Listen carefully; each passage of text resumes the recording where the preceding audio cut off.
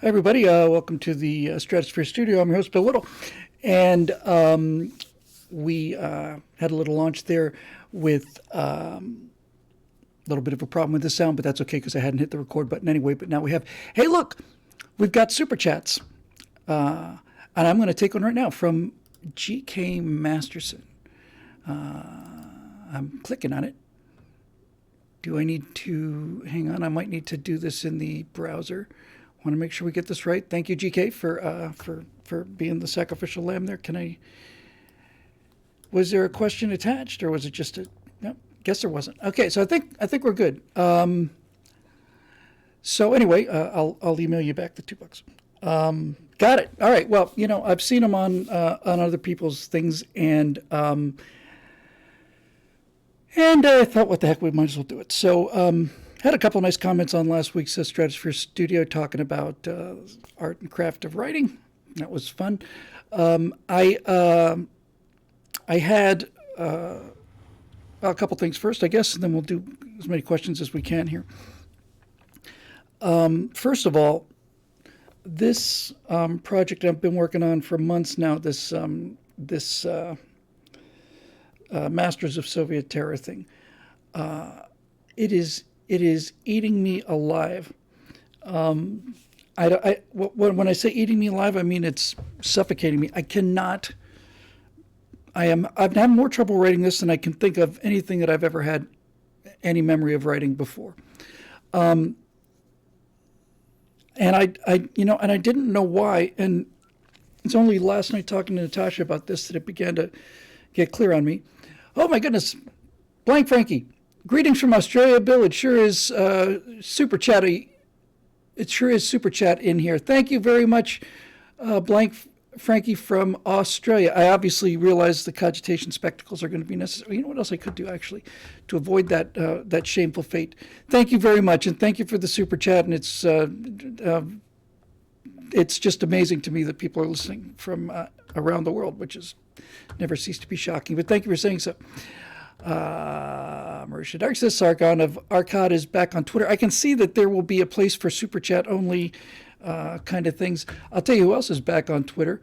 Although I think I'll probably save that for Thursday, generally speaking. Let me see if I can just change the resolution here and see if that helps. Yeah, this. They have when you change resolution on Apple, they've got these different screen sizes, and it should just be 45 and younger and 45 and older.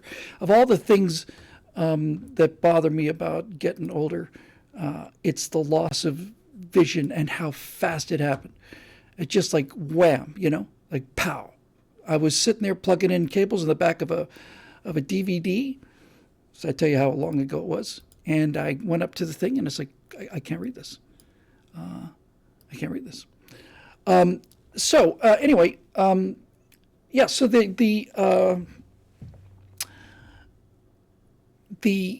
I heard earlier today that Twitter had reestablished Donald Trump, and that apparently they did it based on a vote. Money, money, money! Look at all this money coming in. My goodness gracious! Yeah, the Gorn is he's in recovery. He's not there yet. He hasn't fallen over, but on the other hand, he's not standing exactly straight either. Thank you very much, Jared Rupert. I appreciate it. I really do. So anyway. I'll probably deal with the Twitter thing on Thursday in a lot more details. Matter of fact, tomorrow's Tuesday, so it's going to be I'd probably be my right angle topic. However, the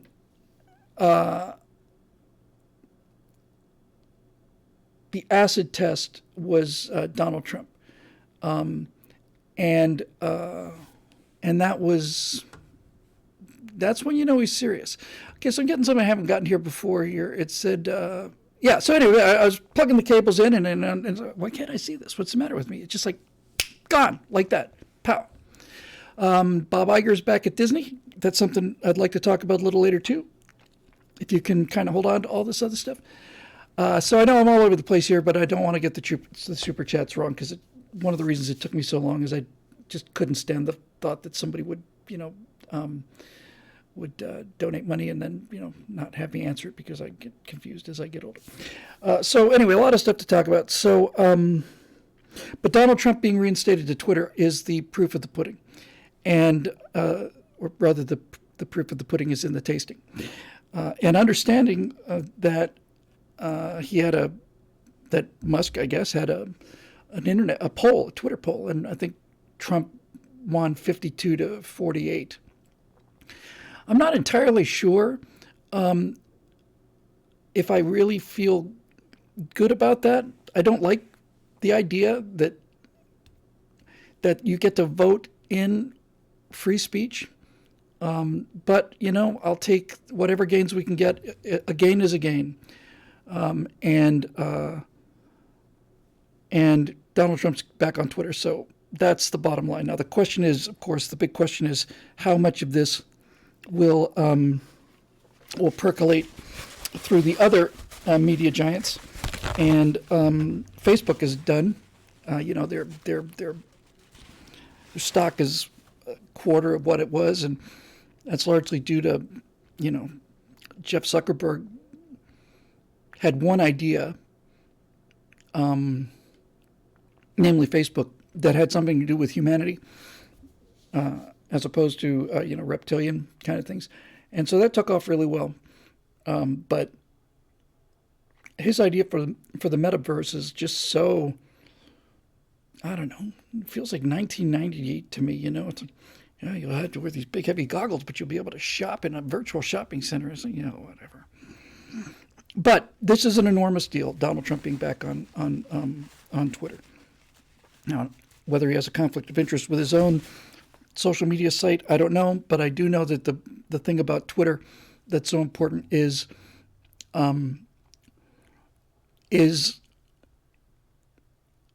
that oh, come on.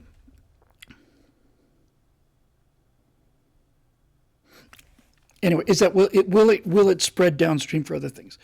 So I am actually going to go and try and stay away from those tonight. We'll get to most of the political ones 2 days from now on Stratosphere Lounge. Jan Sixley, cute name, said, "Who would I pick as Attorney General and Director of the FBI?" Josh Hawley, in a heartbeat. In a heartbeat, I'd pick Josh. Watching him dissect these people is an absolute pleasure.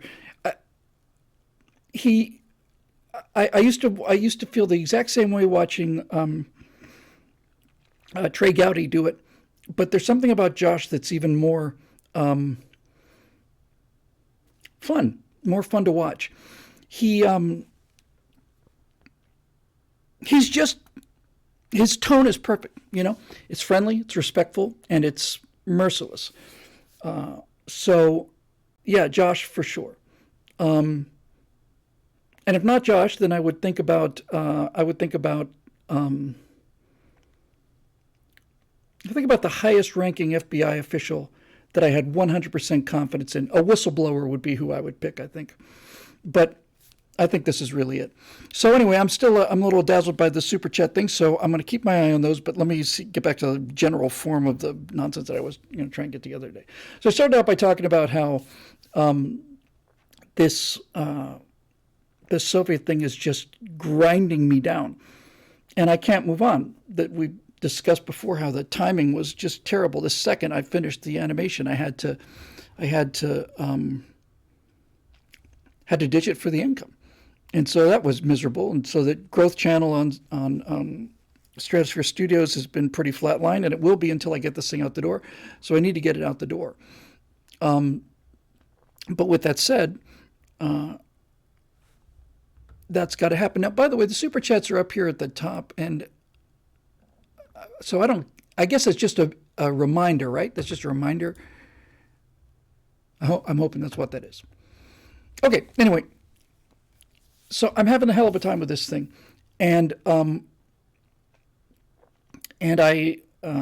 was talking with Natasha about it, and I finally came to the conclusion that the reason it's giving me so much hard time is because really I'd been working on it for months, and it was only last night talking with her that I really began to understand why I'm having such a hard time with it, and that's because it's secret. And because it's secret, I'm having a hell of a time sourcing this stuff. When I did Apollo 11, what we saw, I knew that I knew a bit about Apollo's program, and I knew Apollo 9 was followed by Apollo 10, and Apollo 10 was followed by Apollo 11, and there's no question about that. I know in the Cold War series that the Berlin airlift occurred, and these were the dates, and the Bay of Pigs, and these were the dates, and the Cuban Missile Crisis, and these were the dates. On America's Forgotten Heroes, I was dealing with the stories of individual people's lives, and all that stuff is there. But this one, there are so many conflicting sources of information. And the information is so important that I am just determined to not get it wrong. And it's impossible to get it right. I think that's, in a nutshell, basically the conundrum I find myself in. It's impossible to get it right, and at the same time, I just have to get it right. Dwayne Cates for $5, and let's see, Marusha Dark says the metaverse will ultimately fail in part because it has Playmobil graphics for $1 billion. We at least deserve Dark Souls level resolution. Okay, in other words, it seems to me like the metaverse looked like I said, looked like a tech demo from late 90s, early 2000s. And our friend Dwayne Cates says the narrative control is being destroyed. The best story wins, and right now they're losing their mute button. Yes, all of this is true. Now, back to where I was, if I can possibly remember it. Yes, so Ed Smith over here in Twitch says, for the Gulag story, are the sources more often in paper or at best on microfilm? There are many different sources, and many of them are contradictory. And here's my dilemma. I don't want to overstate the numbers because I don't want leftists come in and saying, well, you said it was 50 million when it was only 6 million, as if there's really a difference there. So I can't get them wrong. But at the same time, I don't want to go to the low end either, because if I say, well, maybe 30,000 people were killed here and it was 200,000 people, I feel like I've done a disservice to 140,000 people who'd been murdered. And so despite what some people think or what other people's positions are, I take accuracy very, very, very, very, very seriously. If I get a spelling mistake on a title card wrong, I get nuts. But when I'm doing something like this, it's really important to get it right. And not only are the numbers difficult to reach, but they're all contradictory. So that's a lot of it. And the second aspect of it is, I don't know who said this. I want to say it was Mark Twain, but then again, I want to say Mark Twain said everything. But somebody was describing the writing process, and they said that writing a story is like, I know what hole the rabbit went in, but I don't know what hole it's going to come out of. And that's exactly it. So I had this format where I was going to take each one of these terror chiefs, Dzerzhinsky for one episode, Mezhinsky for the second, then Yagoda, Yezhov, Beria, Putin. But now I feel like the rabbit's not coming out that hole, that I need to actually change the format, and that's what's holding me up. There are some periods of time when a lot of things happen, and there are other periods of time when not so many things happen. And in the first episode, I just kind of had 4 or 5 minutes on the Russian Revolution, and then I last minute made the mistake of reading yet another book, biography of Lenin, and half of that book is highlighting. And the more I look at this. You look at the Soviet Union from the outside if you haven't had any experience with this history. I see you there, Eric. I'll get to your question in just 1 second. Thank you. And you say, oh, okay, so Stalin, because, Lenin was head of the country died in 24. He was useless for the last 2 years, or 5 years at the outside probably. And Stalin, for half a century. And so you always think of it, it's just Stalin. And the left will tell you that's exactly what happened, that Lenin created this workers' paradise and that Stalin came and screwed it up. But every single line I read, more and more and more, it's Lenin. It's all Lenin. All of this, he is one of the worst people that ever lived. Lenin is a reptile. There's a reptilianness about Lenin that surpasses even Hitler. Hitler is not human in any way. There's no there's no humanity in Hitler. And by humanity, I mean there's no personal relationships. He has no friends. He has no he has no interest in women except for his niece, and so he's just this inhuman thing. Stalin was one of the greatest mass murderers, but probably second after Mao. And Stalin at least there was humanity in him. When I say humanity, I mean there was emotions in him, not humanity in the way we usually mean the word. At least he was capable of human emotion. Most of those emotions were paranoia and revenge and murder and cruelty, but at least they're there. Lenin is about power, and that's all. He will sell his country out for power. He will sell other party people out for power. He'll sell his principles out for power. He'll do whatever he had to do in order to stay in power. That's all he cared about. And the sheer cold-bloodedness of it really, really continues to shock me. And one thing that I do find as a real insight for myself, just for me personally, is this idea that it's the truth, and that is that the Soviet Union, the Soviet state, is Lenin's personality incarnate. It's paranoid, it's insecure, it's brutal, it's theoretical, it's anti-human, it's all of those things. And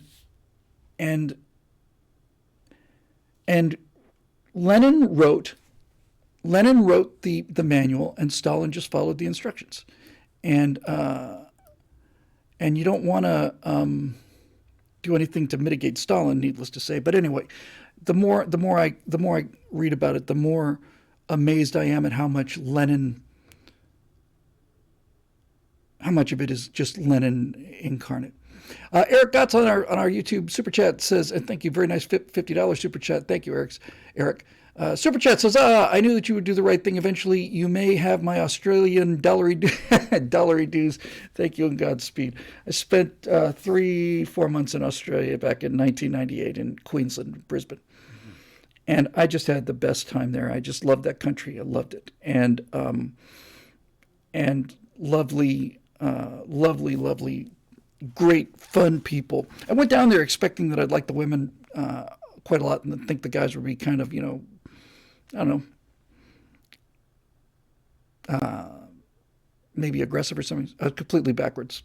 The women were kind of cold, but the men were just, everybody's your best mate, and just loved the place. Couldn't have a better time down there. My uncle's lived in Australia for 40 years now, so yeah, Australia is the happy land is the happy land. I happened to be there during Anzac Day as well, and was in a restaurant, and then everything just stopped. I don't remember if it was for 1 minute or 3 minutes, but it was very moving and very impressive, and I just absolutely adored that place and adored the people. Weirdest thing for me, having spent a lifetime in observatories and out star parties and then tens of thousands of hours in a planetarium, was looking up and seeing all these constellations that weren't there. And Eric Cutts again, and you may visit again at any time. Well, I will take you up on that, Eric, and thank you very much for the dollary dues. I really appreciate that. Bart's Treasures here back on Twitch says, Bill, on contradictory numbers, just be honest with the audience. Say something like, some sources estimate the number at 30,000, others size 200,000. And that's pretty much exactly what I've been doing. But it's not even the lack of accuracy that bothers me, guys. It's the fact that I can't get to accuracy. And that is very annoying for me, because I take accuracy very, very seriously. And there are times when I'm trying to hunt down a specific piece of information that I've heard a couple times before and I can't find it. And I say to myself, how much am I imagining this? Is this all, propaganda? It's not, but in any event, I think getting the format changed is something. So if I get the format changed that I'd like, I would do the first one would be innocent people, and I talk about all the bodies where the bodies are today. I like the idea of starting today, like now, like modern Moscow. And then the second episode, I think I'm going to just call the Bacillus, because Russia was at war with Germany in World War I. Russia was an ally of France and Britain, and the Germans put a ton of money into Lenin. And they put him on the famous sealed train, and he got on board a train in Switzerland, went through Germany to, I want to think it was to Finland, and then from Finland into Russia. And the I don't know who said it. It might have been Churchill. Said it was like a bacillus, like they planted this bacillus, like a bacteria in Russia, with the hopes of it bringing Russia out of the war. It's exactly what they did. And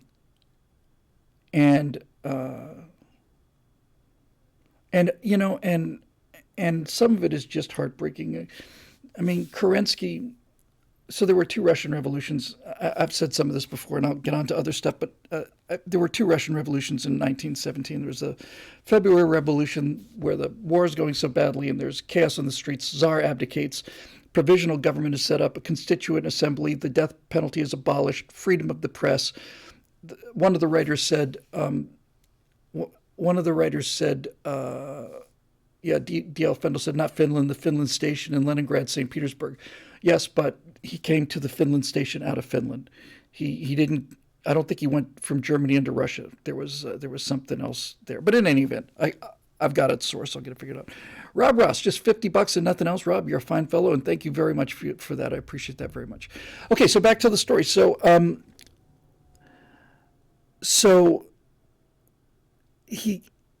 there's a period of 8 months there where they are so close, where they're so close. The Russian people are so close, and they were so busy fighting themselves, and they were so weak in the Civil War. You know, the whites should have easily won that war. 3 separate armies, none of them talking to each other. It's just I look at the Russia, and I just think of, it's like so many what ifs and so many, oh my God, you know, so many opportunities to arrest Lenin, so many opportunities to just so many opportunities to avert the catastrophe that the Soviet Union was, and it's just heartbreaking. It's heartbreaking to watch, especially when you know what comes next. So anyway, so there's been that, and the reason I opened with that was because that series has been sitting on my head for 3-4 months now. And first thing I think when I wake up is I got to get these scripts done. Last thing I think before I go to bed is I got to get these scripts done. And so I've been reading history. Now we get to the point of Stratosphere Studios instead of the politics. So I'm thinking, my God, I've read 9, 10, 11, 12 history books in a row. Maybe let me just see. And then I realized I haven't checked the 40K, the Warhammer 40K thing for a while. I knew there was a new novel coming out, and sure enough, it was out. And so I got it and said, oh, you know, read it over a week. I didn't read it over a week. I read it in 24 hours. I just couldn't stop reading it. So we're switching gears here for those of you at home with a program. So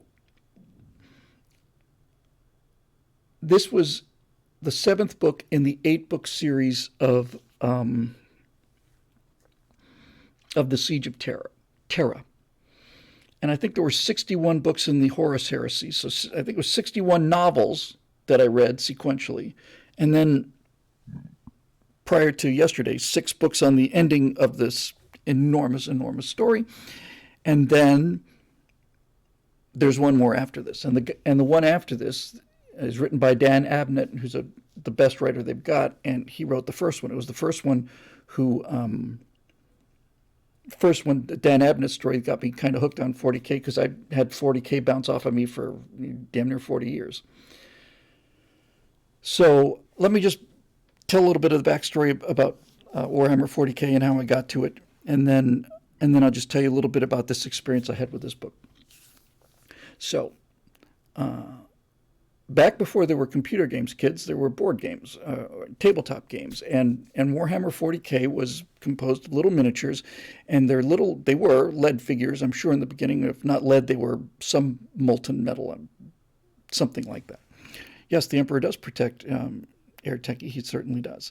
So they're about this big, right? And you'd move them around on the board, and there were rules, and it was basically a form of kind of like chess with Dungeons and Dragons mixed in. And because the figures were so small, you can't cast very thin, very fine things that small. It can't. First of all, you can't cast it, and secondly, it breaks off. So everything that you saw was so blobby. It was just so. It like the. It was just like the Stay Puft Marshmallow Man, and then all of the air vehicles were all square and horrible. Pewter, thank you. That's what it was. Air Tech was pewter. And all of this stuff is like, okay. And then I saw what it evolved into when the internet and when YouTube started going, and they still kept the design aspects of it. So you got these creatures with, with shoulder pauldrons out to, here. And tiny little heads, and I thought, it just looks stupid to me. Really, just looks dumb, and I just kept bouncing off of it, and then finally I saw a fan film based on it, and I thought, actually, that looks pretty cool, and that got me to back when I had free time. I might as well just read one of these. I read the first book in the Horus Heresy, and I was completely hooked, and after a very short period of time, I realized what it was that had hooked me so much, and that was that the entire Warhammer 40K universe is designed to show you how awful things can be. It's actually a contest, and you can tell to some degree that the writers are actually almost like having fun at how awful they can make the world. In the grim darkness of the far future, there is only war. Well, that sounds pretty good. And then you find out, no, this is shockingly, unbelievably awful. And once you understand that, it became a philosophical exercise for me. It became the kind of thing where it's like, how far can they go with this? It turns out they can go really, really, really far. And somewhere early in this, I found a YouTube channel called Oculus Imperia, and the guy does his segments. He talks about 40K history, but he does it in character, and those put the hook into me too. So anyway, I watched all of this stuff, and Air Techie says, tame compared to what totalitarians are really capable of in real life. Yes and no. I think that's why it appealed to me so much, because I've been dealing with these, I've been living in the world of the Soviet secret police and, for so long. Anyway, so 61 novels, I may be wrong about the numbers, real close to that, in the Horus Heresy, which is where the Emperor of Mankind, the Emperor of Mankind, what an original title, this is me at the very beginning, it's really, the Emperor of Mankind, fantastic. Well, it turns out he's a god, he's like a demigod, and there's no other words for him. So I said, okay, and so when I'm really talking about 40K, Warhammer 40K, I'm really talking about Warhammer 30K. Everything after that to me was downhill. But when they had the 18 legions and the 18 Primarchs, the whole thing, I just dove into it. So I read 61 novels, and if I had to say, I would say that of the 61 novels in the Horus Heresy, at least a quarter of them, and maybe a third of them, didn't need to be there. There were entire novels where I just finished and said, this did absolutely nothing. It was badly written. I learned nothing. I got nothing. So a full quarter of them are just fluff, as far as I could see. So that's 25% gone. Then there's a middle 50% that were entertaining and good, and you learned, quite a lot out of, and they were worth the read. And then there's 25% of them that are so good that you simply just keep going. You keep chewing it up. So it's this epic story. And when you write 61 novels about something, that's a lot of pages, and you get to do a lot of world building and sketching an awful lot of details. So anyway, the Horus Heresy ends with the Siege of Terra, and I read the last Horus Heresy book, and I thought, that's it? Turns out, no. Now we're going to do a new series called the Siege of Terra, which is 8 books long. And yesterday I read the 7th of the 8th. And in the Siege of Terra series, I think there was only one that I thought really was subpar, and the rest of them were just unbelievable. The one I read last night, I finished this afternoon, I finished it 2-3 hours ago, is unbelievable. And I don't want to talk about it and give away spoilers, but the thing about the thing I read today was, so this is the penultimate episode. This is it. So all of these forces of darkness and evil and rebellion are converging on the Emperor's palace in Terra, which is the size of a continent. It's in the Himalaya mountains. And so over the course of these last 7 novels, you start, they've emerged in the solar system, and there's battles out in space, and now they're in orbit, and there's battles here, and then there's battles here, and then they take over this, this orbital tower, and then the Empire has a counter attack kind of thing that hurts them. But overall, it's just 7 episodes of impending doom, and it gets closer and closer and closer and closer and closer. And most of them are told on a very large scale, but this one was told from the perspective of the people on the wall. And the sense of doom is so overwhelming. It's so overwhelming that it's overwhelming. It's like we cannot stop them. If we're lucky, we can fight for another 3 or 4 days. Reinforcements are on the way, but they're not going to get here in time. And it's all about, at its core, this latest one called Echoes of Eternity, it's essentially about the idea of fighting even when there's no chance you can win. That's a powerful subject. Powerful, powerful subject. And it's handled brilliantly. And so this 7th novel is all you could just feel the walls just coming in, you just feel them getting closer and closer and closer and closer and closer.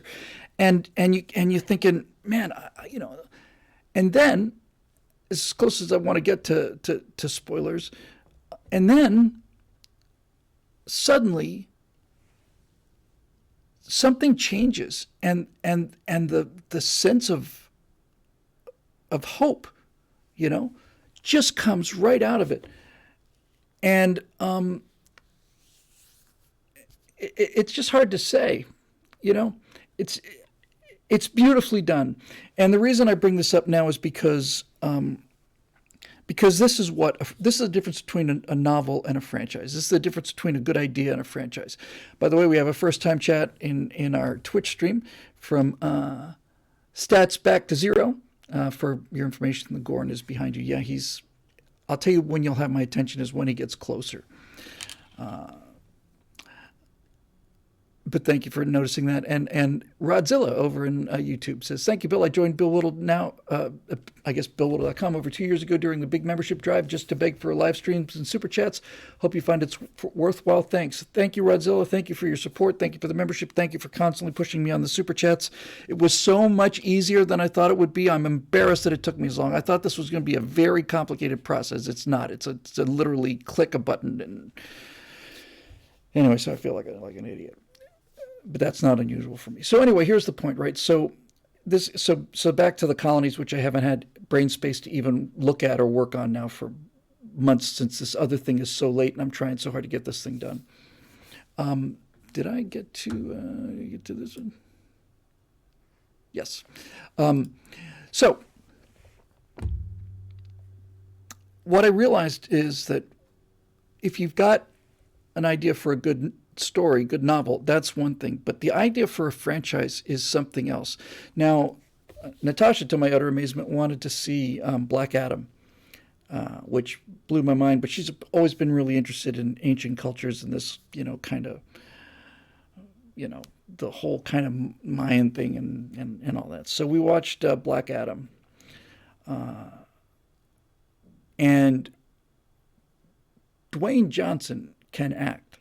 He really is really quite good in this. And so was Pierce Brosnan. I thought the movie, generally speaking, was a mess, but nevertheless had some interesting ideas in it. And it's not a spoiler for me to reveal this because everybody who's been talking about this film's been out for quite a long time. But the Easter egg at the end of Black Adam is, so he's an anti-hero hero. He's basically Superman who goes around killing people whenever he wants to, out of revenge. And so you sit through the animated end credits before they get to the army of special effects people. And the Easter egg on the end of this thing is he's talking to the head of the Justice League or whatever, and he says, "There's nothing on this planet can stop me." And she says, "Well, we may have to get some friends from off of the planet." And then dust or something, and out of this dust cloud, you actually see the golden S of Superman before you can even see Henry Cavill's face. But the suit is dark blue, and it's metallic and reflective, and then the S is red and yellow. And when that logo comes out of this cloud, after watching this anti-hero, it just knock you out, It's like it's freaking Superman. And it just made me tear up, Henry Cavill needs a shout out in here. He has done, I don't know, 4 or 5 Superman movies now at least. He is perfect for the role. He looks like Superman. He's handsome in a way that even Christopher Reeve wasn't. But there's a goodness about Cavill as an actor that comes across in his portrayal. And I found out, a couple things about him recently. Just didn't go looking, just happened to be paying attention. He quit The Witcher, which is, was a fairly big streaming service, and he did it because he didn't like the wokeness that was going on there. And when he talks about Superman and Rings of Power and stuff, he's a fan. Cavill's a fan. He reads this stuff, read it before he became famous. And watching him come out of that was just so heartwarming. And I don't, I was going to say I don't think they can kill Superman, and then I almost backed off, and then I realized no, they can't. In the comic books, there's a version of Superman in the comic books where Superman is raped in prison. Funny how that happened, and then either his son Superboy or an earlier version of him is gay, and they're doing their very best to do to Superman what they've done to everything else. But there's something about Superman that is impervious to this. No matter how hard they try, it's impervious. It's as bulletproof as he is. And there have been some less than optimal takes on Superman. But when Superman is on his game, it's breathtaking. Superman is America. He's a post-war character who's all powerful, and the only thing limiting his power is his own morality. And it's his morality that's interesting to me. And this combination of the power that comes to him from Krypton and the morality that comes to him from a small farm in America, right? With Jonathan Kent. That's what makes Superman interesting for me. And I always thought, you have to write in kryptonite, because if you don't have kryptonite, then you can never have a Superman story. Somebody does something and Superman comes and fixes it. So kryptonite is there so that there's drama. But if I were to write a Superman movie, and I'm not when I say I'm not a fan, I'm not a capital F fan in terms of read all the comic books and stuff. I'm just an American who loves the whole idea of Superman. Ending of the original Chris Reeves movies when he drops off Lex Luthor in the prison yard and he smiles and starts lifting up into the sky. And this is in the old version, 78 version, I guess 79. And the warden leads out the window and goes, America's safe again, thanks to you, Superman. And Superman says, don't thank me, Warden, we're all on the same team. And he just goes up into space, and it's sunrise this morning in America, and it's like, oh, man, I just lose it every time. But if I were to write a Superman novel, a Superman movie, you have to have drama. And I would do, like I said, the only thing that constrains Superman's power is his own morality. And that's where I would go. I would have Lex Luthor, I don't have the details of it yet, but I know approximately how I would get there. I would have Lex Luthor devise a plan that was a no-win situation for Superman in terms of morality. In other words, if he acts, millions of innocent people die, and if he doesn't act, millions of innocent people die. And I would use that ultimate strength of the character as his Achilles heel. I would present Superman with a moral dilemma. I wouldn't shoot a kryptonite arrow at him, and I wouldn't, do anything. It's kind of easy. But once you understand what he is, then that's your clue to really get to the guts of the guy. Does he really? Kierneck says Henry has a Custodes army. Tells you everything you need to know. Well, somebody needs to make a movie about this stuff. Let me catch up on the Super Chats here. I got to Rodzilla, I think. I said I joined BillWhittle.com over 2 years ago to the big membership drive just to beg for live streams and Super Chats. Thank you for that. Darth Bobcat says, I never paid membership, but I really enjoy your shows. You give me food for thought, challenge me, and hold up a mirror to the world. And Darth, it's okay if you don't pay for membership. The reason people do pay for membership is so the stuff goes out for free. And thank you very much, because that's a vindication of the mission, right? Is we're just get people to think about things that matter. And then there's Tom Stratton, who says, will you be able to get a capacitor soldered onto your audio with these Super Chat funds? Your voice is the only one on the internet that makes my earphones buzz, similar to being overmodulated. Wow. I don't know if anybody else is having that problem. I've taken a lot of the background noise out lately. I hope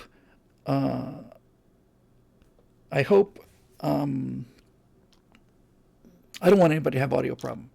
I don't know if we'll see some chat about whether or not that's, when I say unique to you, it may be unique to you in terms of my voice. I've got a pretty high-pitched voice, and it's possible that I'm buzzing speakers, and sorry, Tom, I hope that. I don't appear to be overmodulated. There are times when I was, but right now I look like I'm right on the numbers, so hopefully that'll work. G.K. Masterson says that Cavill almost missed his audition for Superman because he was too busy raiding in World of Warcraft. That's great. Come on. Oh, missed a whole lot of stuff there. So anyway, when you've got, whoa, what happened? Come back to me. That's plain strange. Hang on.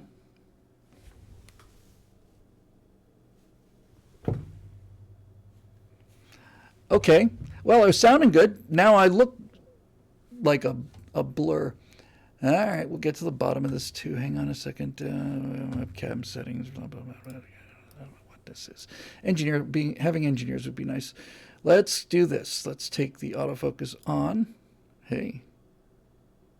That's what I usually do, is turn the autofocus on. Andrew Delike says your camera turned 40. That's exactly what happened. My camera got the exact same thing that my eyes did. It had about as fast too. It looks like I got it back. All right. So anyway, if I leave the autofocus on, then it's constantly doing all this other stuff. So Calville is an example of the fact that not that Hollywood, the Hollywood establishment isn't irredeemably corrupted.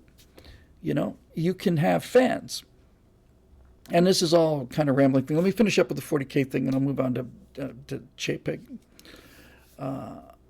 So when I think about what I would really like to do for the colonies is I'd like to be able to produce a framework that generated that generated enough potential for scores or dozens of writers to jump in, because the Horus Heresy, I don't know how many writers were in there, but I think on the Siege of Terra, I think it was 6 or 7 writers. I know that Dan Abnett did the first of the Siege of Terra. No, he did the 4th one. He's doing the wrap up. Their best writer started it 68 novels ago and finished it. We have a super chat from the Sacred Order of Knightly Valor for 200 yen. Thank you. You've been lifting your more square jawed lately. That's nice to know, but I don't think so.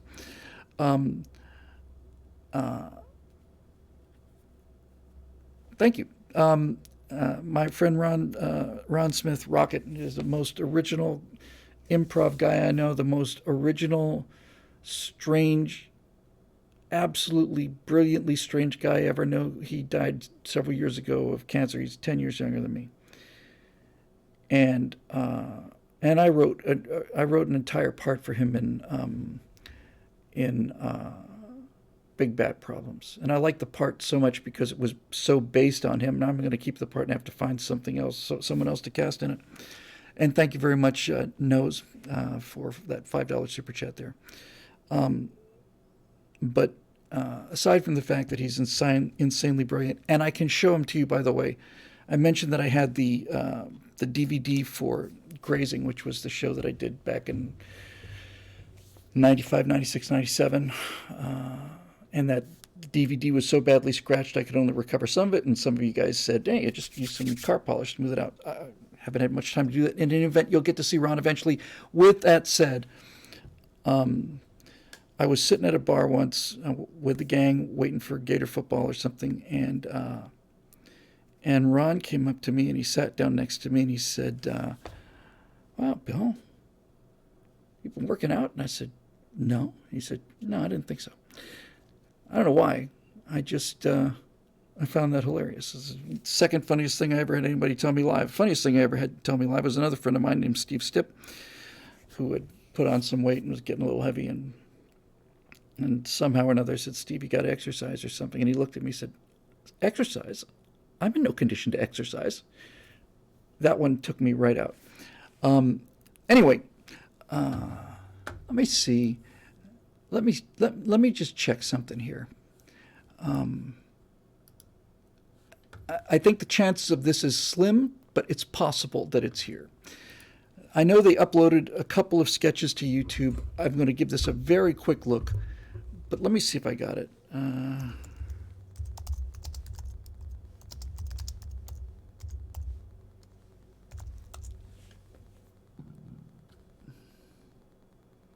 Because if it's there, it's like yeah, I'm not finding it here. Try one more little thing here. I have seen it on YouTube, I think.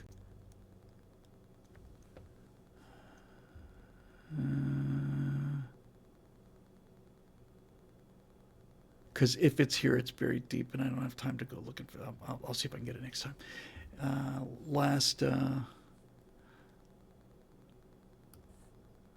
Let me just try this last time.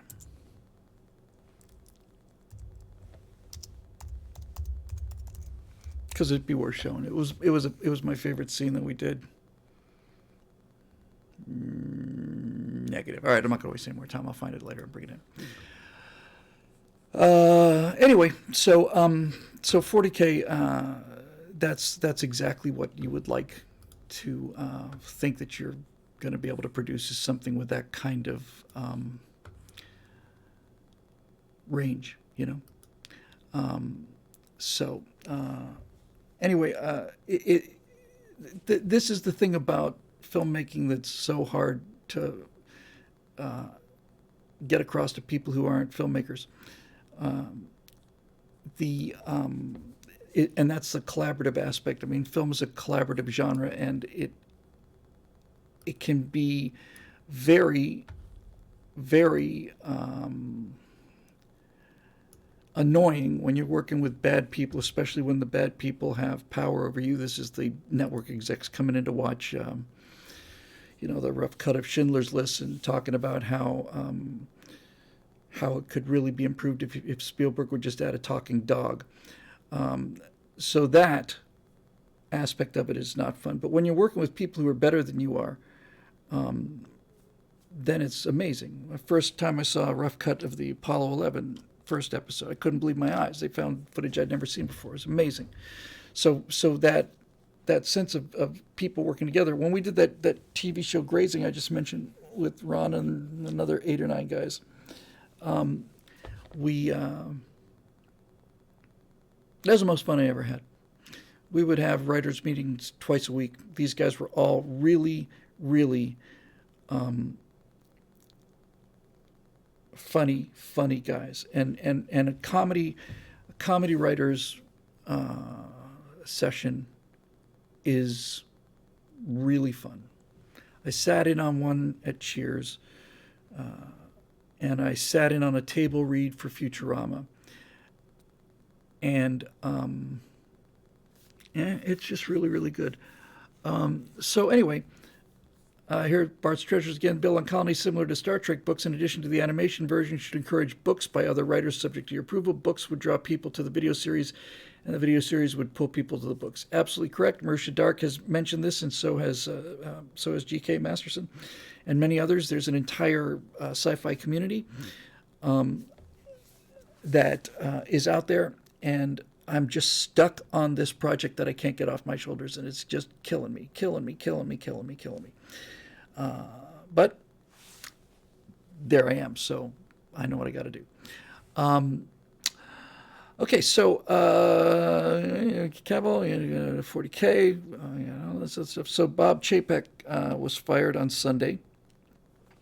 Disney's stock is collapsing, and he's replaced with Bob Iger. And Bob Iger was the guy who put all this woke stuff into circulation in the first place. Going back to Bob Iger is almost certainly doubling down on everything that made Disney terrible. I don't stay nearly as much on top of this as Doomcock or Nerdrotic, but it seems like Chapek was trying to turn things around. And nevertheless, I remember seeing Chapek apologizing on camera for not being sensitive enough to the trans community and promising that he would get an education and he's going to do better. And I saw all this stuff and I said, okay, so there you go, right? Okay, so, really, this is the thing about Twitter that I like so much, is that Musk isn't coming in there. He's just and explaining things and asking for forgiveness. He's just going in there and doing it. And we did our right angles on this on Friday. It's nice to get 2 of them in a week, and basically, my understanding is that Elon Musk sent an email to the people, many of them, if not all of them, and basically said, from now on, extraordinary performance and extraordinary effort will be considered the minimum passing grade. If you want to stay with the company, hit yes. If you don't, hit no. And I remember hearing that, and I thought, well, if you could just apply that to the country, we'd be out of trouble, like that. And so watching what he's doing at Twitter is encouraging. Firing that many people who were so badly spoiled, is great. And putting it that way is great. And I remember when I first heard it from either Steve or Scott, I think it was Steve, saying that he'd sent out this email, and that it's, and I think you put a deadline on it, like you must respond within 24 hours of opening this or something. I remember thinking and saying, I wonder if he's able to determine. I'm sure he's able to determine. I wonder if he set it up so that he could determine how much time passed between reading the email and clicking on one of those two buttons, because you could tell a lot from that. If somebody sent me that email, somebody I was working with or for, said, we are now going to up our game, extraordinary effort and extraordinary results will be the minimum passing grade. Do you want to be a part of this, yes or no? I would have clicked the yes by the time I'd finished the sentence. I'd have clicked it within 5-10 seconds. If you have to think about that all day, then that would be somebody I'd be a little more concerned about. Whenever anybody challenges you for some, especially when they challenge you like that towards excellence, then that's all you need to know. The people who are there for the right reasons are not only will they put up with it, but this makes them happy. Scott pointed out correctly that the number one determinant of job satisfaction is job satisfaction. Do you feel like you're making a difference? Do you feel like you're that what you're doing is important? And salary is like fourth. And anytime anybody has an excellence challenge, I want to be there. You know, I want to be there. I love being around people who are really good at what they do. Of all the things I miss from flying, the thing I miss the most is the radio work. I loved being on. I loved doing an activity that had selected itself out for people who were serious about things and who wanted to have fun, but at the same time understood that this isn't a joke. I loved it. And every now and then, rarely, you'll see or hear of a pilot who's just a complete whack job, you know. There was a fatal mid-air collision where some guy was on final in a barren or something, and he should have entered the pattern and flown the pattern. It was an uncontrolled field. But he was, he was a big guy, a lot of money, big old baron. He flew straight in. He flew right into an aircraft that was turning on final, and they all died. And I've seen that kind of person once or twice, and you can't get rid of them fast enough. But as a hugely general rule, in 99.99% of the time, you're dealing with people who are real serious about safety and real serious about excellence, and so on. Hang on now, I got a couple things here. So everybody just hold that thought. We're gonna have to figure out a way to get this done. I think maybe we'll have to do maybe like an all super chat thing. But right now, just if you can just stay with me here. Over in YouTube, we have a $10 super chat from Levilance. And it's, hey, Bill, did you notice in Siege of Terra Book 6, Warhawk, that the contrast between Moritarian and Jagahai Khan mirrors those who want liberty and those who just want to trade freedoms for the easy fix? Yes, there are some very big issues. Big issues. It's not just a large story arc. It's a hugely important story arc. I could make a pretty decent case that the Horus Heresy is the most epic story ever told, and I'm including Lord of the Rings in this. It's going to be tough to beat Lord of the Rings, but real tough. But with that said, it is monumental in scale and so and talks about such important things, and a lot of the important things get lost in a lot of the fan service for just people's heads exploding inside of their helmets from bolter fire and all the rest of it. But with that said, it really is about important stuff, and it's about everything. You got this God Emperor that people are dying for, and is he a good guy or is he a bad guy? It pretty much changes page by page. Horus is, as in the Egyptian god Horus, yes, he's a Primarch. He's the son of... the Emperor created 20 versions of himself. And two of them, failed so badly that nobody knows their names. They're just missing, which is kind of cool. The 2nd and the 11th, I think. And so, according to the lore, these remaining 18 super babies, or probably all 20, were stolen and distributed throughout the galaxy, so they all grew up on different worlds, and that means they all have completely different backgrounds. Imagine if young Superman had landed in, well, there's a great comic series called Red Sun, where Superman lands in the Soviet Union. He got a big hammer and sickle on his chest, and he works for Joseph Stalin. So they're all different, and they're all iconic. Their naming conventions are a little bit too much on the nose. Horus is not one of those examples, but the one who's like a gladiator who has these implants in his head called the Butcher's Nails, which are designed to make him furious all the time. His name is Angron. I thought it might be a little on the nose, you know. Moritarian and Ferrus Manus, the guy with iron hands, his name is Ferrus Manus. That kind of thing's a little on the nose. And also, and these are the only criticisms I come up with, you can tell that this thing evolved over 30 or 40 years because these 18 surviving legions are a little light on variety. In other words, there are the Iron Warriors and the Iron Hands. There's the Blood Angels and the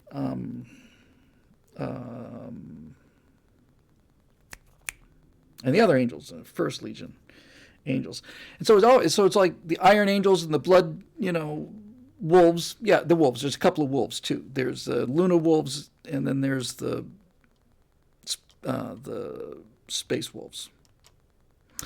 So with that said, could have gone with panthers or something. But with that said, it's really astonishing. And Dark Angels, thank you.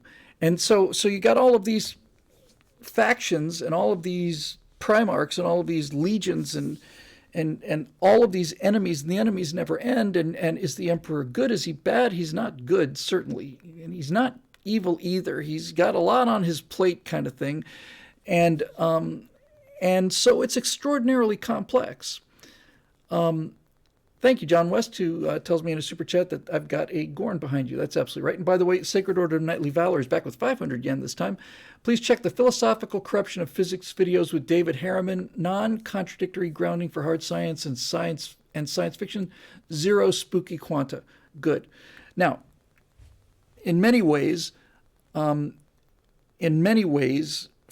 is the antithesis of the stuff I want to do with the colonies, because 40K has psychic powers. In fact, it's all about psychic powers. There's a hostile universe of demonic energy, and you have to travel through this warp realm to get from one star to the other, and so there's all kinds of magic. In fact, it is essentially it's Crusaders in space. It's Camelot in space, right? You have knights, and you have Gothic setting, and they have done enough backpedaling and enough sketching in to make you believe that the technology for interstellar travel is still there, because by this point, 40,000 years in the future, 30,000 years in the future, all of this technology is ancient, and nobody knows how to build them anymore. They just know how to maintain them. And there's a couple terms in 40K that are brilliant, but they're no longer called engineers. They're called engine seers. It's about just changing one letter, engine seers. And they're priests who understand the machine spirit and how to get the machine spirit to wake up and all this other stuff. So anyway, it's pretty much the antithesis of what I want to do, and what I want to do is ultimately hopeful, and what 40K is the hopelessness, and in a strange way, that's why 40K is so refreshing, because you realize things could be a lot worse than they are now. John West says, "Look out, Bill. There's a Gorn behind you." I don't know if I got to that earlier, but I'd rather get him twice than not at all. Yes, he's off the sauce, but he's still pretty. He's got the DTs. I feel like I'm all over the place tonight, but in any event, it's a tremendously rich background. Star Wars is dead. I have no qualms saying that. I know there are still many Star Wars fans out there. I've heard a lot of good things about Andor, but nobody's watching it. Nobody's watching it because they killed it.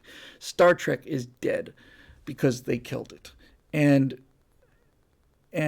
I know, and Drinker knows, and Nerdrotic knows, and Doomcock knows, and hundred other people know what they could do to fix it. It's just not going to happen. They hired Bob Chapek back, so we're going to get more doubling down on the woke, and so Disney will go the way of Blockbuster. Yep. Dave Big Booty says Doctor Who is dead as well. Didn't they bring back like the favorite Doctor and nobody's watching it anymore? It's just been killed. It's been killed dead. But 40K isn't. 40K is still there. They're trying. Games Workshop, who owns the franchise, put out a statement a year or two ago saying that we want to make 40K more accessible to people, meaning we want to sell more 40K stuff than we're selling. And so what we're going to do is we're going to take a lot of the Grimdark out of the Grimdark franchise. And we're going to do cartoon images of them where they're not these, where the Astartes are not these, killing machines. They're kind of guardians, and they're kind of animating it out and stuff. And it's like, okay, all right, try. Marisha says, have I had a chance to watch House of the Dragon yet? No, I haven't. And I haven't had a chance to watch it, and I won't watch it. And the reason I won't is it's not on standing on principle. I've heard it's very, very good. I tried to get into Game of Thrones, and David Tennant, yeah. I tried to get into Game of Thrones, and I got through like the first episode, and I couldn't get over how derivative it was and how badly done it was. Now Game of Thrones has gone on and has been, except for the final season, people raving about the plot, and that's great. But when I tried to get into it, all I could see was just the factions,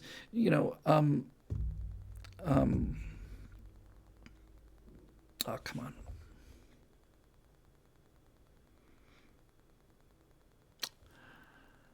Okay. I know his name. I just can't remember it.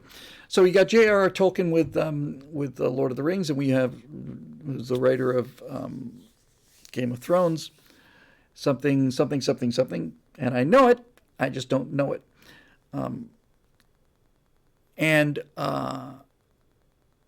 And it's to me it's so derivative. J.R.R. Martin, thank you. It's so derivative, and I'm looking at these, and I'm looking at the art design and so on coming off of Lord of the Rings, and it just looked, yeah.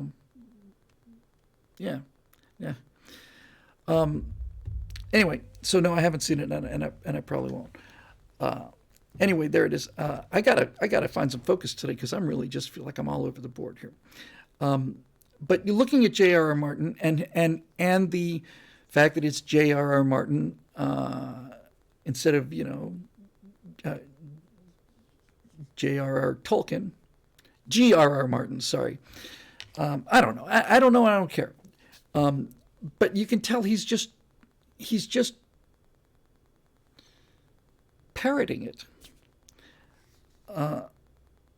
And I'm not saying he's a bad writer. I'm just saying he's not an original writer, and I'm not much impressed. I don't know how many of the episodes he wrote. I'm assuming he didn't write all the episodes. I know he wrote the books that existed. And this is the other thing too that I learned about this. It connects to the colonies thing, right? And that is, I don't want to be.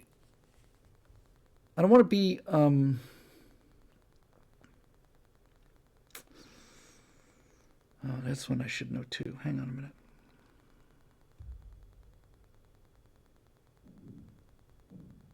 Okay.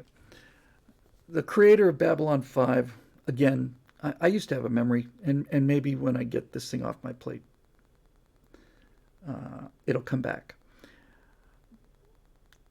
But man, that's right on the tip of my tongue. So the creator of Babylon 5, whose name is, we're waiting for the signal to come out and come back again. Go out, come back again. It's going out and come back. J. Michael Straczynski. So my understanding is he wrote every episode of Babylon 5 for the 5 or 6 seasons that it was on there. I don't want to be that guy. I want to be, I want to be Gene Roddenberry. All right, I want to set the parameters of this vision, and I want to write some of them, and I'll write the first ones, but I want other people to come in and make it happen.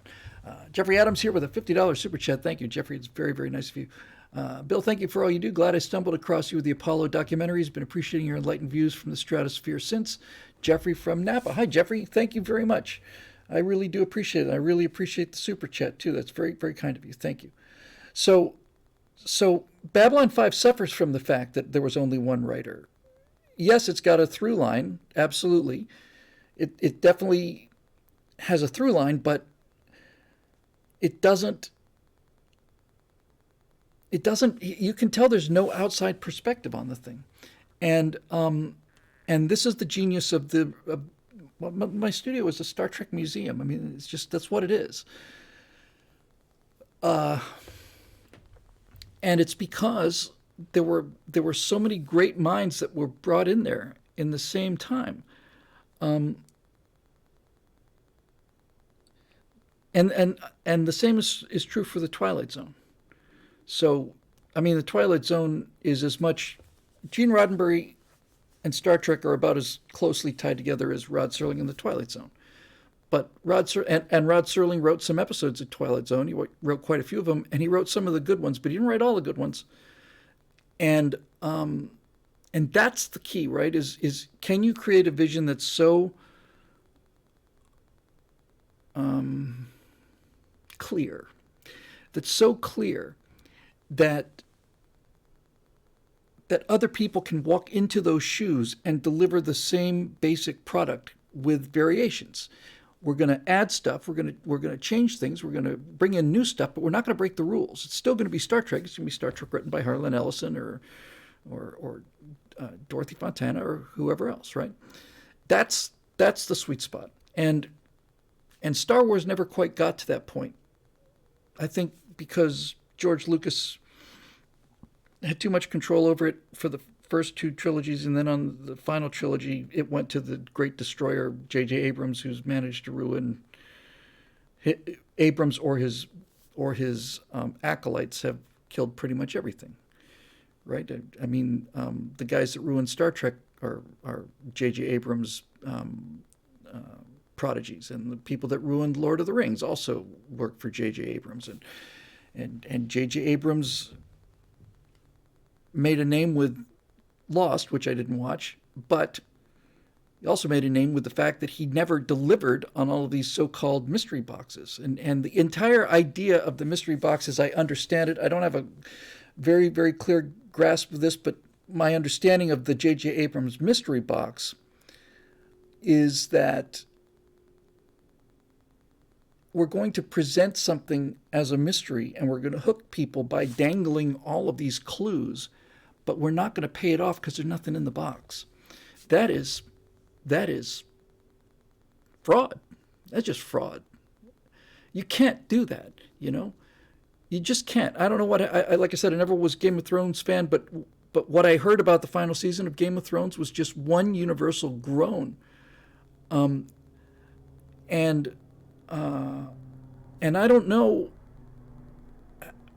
I don't know how you get away with that more than once. This is an interesting question from Marusha Dark in the Twitch stream. Why do you think Peter Jackson failed with The Hobbit after doing so well with Lord of the Rings? First reason he failed with The Hobbit, and I think probably the second most important reason, was that computer graphics got a lot better since Lord of the Rings. And this seduced him to the dark side. The reason that Lord of the Rings looks so real is because it was shot in the very end of the 90s and the very early 2000s, and the CG wasn't good enough. And so he couldn't use CG. And so it looks so much better. So much better. I remember seeing like Minas Tirith or Khazad-dûm or you know, any of these locations, and I thought, man, I got to tell you, that is incredible computer graphics. But it wasn't. They were usually used miniatures. He invented something called bigatures. They're miniatures, but they're huge miniatures. It was all actual physical stuff. You had this gigantic model of Minas Tirith. It was probably 15, 20 feet tall. They had the same thing for Helm's Deep. You take it outside so that the sun is lighting it the way it should be lit, and then you add the CG people and the horses and all the rest of it. It was brilliant. By the time he got to be able to do The Hobbit, like I said, this is the second reason why I don't think it succeeded. By the time he got to do The Hobbit, computer graphics had gotten good enough so that he could do like a CG orcs, and nobody believed it. You know, it's 20 years practically after The Lord of the Rings, and at the same time it looks so much worse. And once you make the commitment to get into the CG world, now you can do things that you could never have done in real life, and now you go down that nasty road, right? And they're in the Goblin Kingdom, and they cut the ropes or whatever, and all of the dwarves are on this sled, and they just fall some incredible distance. And you couldn't do that real because you'd kill the extras. And so when you do it with CG, you wonder, why didn't this kill the people? It's like once you get into that CG thing, it's very much like a drug addiction. What can we do? Well, it just didn't look good at all. And all of the stuff in The Hobbit that looked fakish to me, that didn't sell me, was because it was CG. You got Gandalf, and you've got Galadriel, and you've got Elrond, and they're having a conversation, but they're having a conversation in front of a green screen. And that CG background didn't look so good. When they did it in Lord of the Rings, that was a practical set.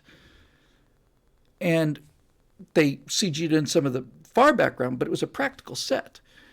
And not only does the practical set look better on film, you cannot do that to actors. Right?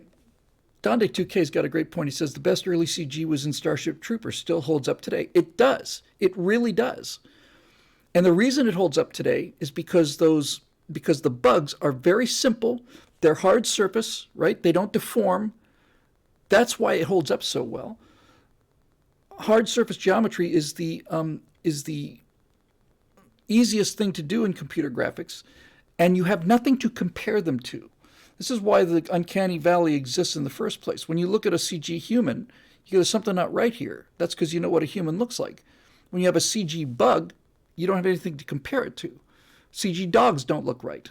But yeah, Starship Troopers visually was great. And as the original Osok says, the Starship Troopers book was 500% better than the crappy movie. Yes, because the reason it was better was because Heinlein took that seriously. He took the whole thing seriously. By the time What's-His-Name got a hold of it, he thought it was a joke. Should never let European directors handle these kind of important issues, because they just don't know how to do it unironically. If you gave it to I don't know. If you gave it to an American, could have turned something into it. Rodzilla's back with $5 super chat. Do you think you could twist Scott and Steve's arms to do some lives and super chats? I could try. It's tough. Scott's got a full-time job. He's working Black Friday. We're doing Friday shows at 6:30 in the morning here for me, which is early for me, but I can do that once a week. This week he's got Black Friday. I think we'd have to start shooting at 5, and I can do that once, but I can't be up at 3:30, because I'm just the night before Stratosphere Lounge, the night before that. I never get home before 10 or 11. And Eric Gotts has said here, service guarantees citizenship. That's what Starship Troopers was about. It was about the idea that the only people who should get to decide how society goes are the people that are ready to put their life on the line for it. That's all of it. Yeah. Infidel 42 says Paul Verhoeven seemed to think that anyone with a positive opinion of the military was definitionally a fascist. Yes, right. You can't be in support of your country. I haven't talked about this in a while, but I remember during the in the early days of the Iraq War, there was a film made. I think it was The Kingdom. I'm not 100% sure that it was the Kingdom, but I think it was. Anyway, it was the story about terrorists killing a bunch of Americans, and then an American team of soldiers goes out after these Muslim terrorists. And the director had spent the entire movie humanizing the terrorists, right? Because they're, we're all emotionally, morally, more or less the same. It's just a different flavor, right? No real difference between us and these Islamic terrorists. And so he spent this entire movie humanizing the terrorists. And at the end of the movie, at the premiere, mind you, at the premiere, the Americans come in and start killing all these people. And everybody in the premiere audience starts cheering and applauding. And I don't know if he actually got up, but certainly after the fact, he said, he basically said, no, you're not supposed to cheer for this. You're not supposed to cheer for this. I've just spent the whole 90 minutes showing you that these people are just as exactly, as, and it's like, no, I don't go to movies for that. I'm not above looking at the dark side of our culture. And I'm not above looking at areas where the things I believe in fall short of perfection. But I'm on the side I'm on because I'm on the side I'm on. I'm on the side that I think is right. And that aspect of it, is that was one of the first instances of woke. Basically, what it means is that you have to learn your lesson. Did I miss a super chat? Somebody said I missed one of Eric Gott's super chat. Anyway, Sacred Order of the Knightly Valor is back again with another 500 yen super chat. George Lucas blew his wad with Star Wars and outsourced Empire, which was great, from Return of the Jedi on, with the Ewoks merchandising, etc. It all sucked. Yes. So what? So look here. So here's the thing, right? We're back to the thing I really kind of wanted to spend most of the time talking about. It's this idea of a franchise and how you handle a franchise. You have to find people who are on board with the message, and then you got to let them go. You got to find people who are on board with the message. You got to say, here are the rules. You cannot go outside these boundaries, but anything inside these boundaries is great. And they'll bring all these different perspectives into it, and all of these reversals and all of these things that never could have come up with on your own. And it all goes in the same direction, and that's what makes Star Trek, the original series, Star Trek, right? But what you hear about Lucas is that his original vision for Star Wars, I mean, I don't remember the details exactly, but wasn't Luke Skywalker supposed to be like a frog or something, and C-3PO was like a used car salesman? His characters were insane. He gets on the set. He makes this movie. I don't know if you've seen. There is on YouTube a cut of some of the. It's not even deleted footage. It's simply excised footage from Jeffrey Adams. Yeah, I thought I got this. Thank you for all you do. If I didn't, I'll say it again. Like I said, I'd rather say it twice than not at all. Jeffrey Adams, again, with a $50 super chat. Thank you for all you do. Glad I stumbled across you with the Apollo documentaries. Been appreciating your enlightened views from the Stratosphere since then. Jeffrey from Napa. Thank you, Jeffrey. Yeah, I'm pretty sure I got that first time. Anyway, so, God, it's so hard to do this and keep the train of thought. So, if you look at this, you'll see footage of Mark Hamill as Luke Skywalker, and then it's not Biggs. It's is it Biggs? Yeah, it's Biggs. And you look at how this thing is shot and edited, and it looks like it was done by a junior varsity. It looked like the AV department at a junior high school had shot this thing. It's appallingly bad, awful. And I've heard it's part of the pop culture now. The original cut of Star Wars, Lucas's cut, was just unwatchable. And in walks, well, I sure hope this memory thing is temporary, because it's genuinely alarming. What's her name? Anyway, she comes in and recuts Star Wars, and now it makes sense. Then, when you get to the movie that made Star Wars, which was Empire Strikes Back. Lucas has essentially nothing to do with it. He's not written it, he's not directed it. That's why it was so amazing. By the time you get to Return of the Jedi, he's kind of back in the saddle. That was originally in the story that was supposed to be Lucas's wife was the editor. Was it Marcia Lucas? I thought it was some. Anyway, she saved the movie from him. And then by the time you get to the third one, originally that was supposed to take place on the Wookiee planet. Oh, first time chat from Flagrant Errors. Marcia Lucas, yes. So it was supposed to be the Wookiee planet. And the Wookiee planet was going to be, that would have been cool. But by this point now, the merchandise is selling so much that he basically watered down the story in order to make more money on the action figures, which I think hurt the sales of the action figures. It's my understanding that the deal that Lucas made, I think he had to give up rights to the characters, but he got to keep the merchandising. I think that's basically it. He signed the first deal for Star Wars and he basically gave away the farm to get the thing made, but he did make the point of saying, I want to keep all the ancillary marketing. And they said, yeah, whatever, what's that going to come to? $10, $20? No, turns out it was billions, right? So there's that. And then by the time you get to the second trilogy, Red Letter Media and the Plinkett reviews just destroy Lucas, just destroy him.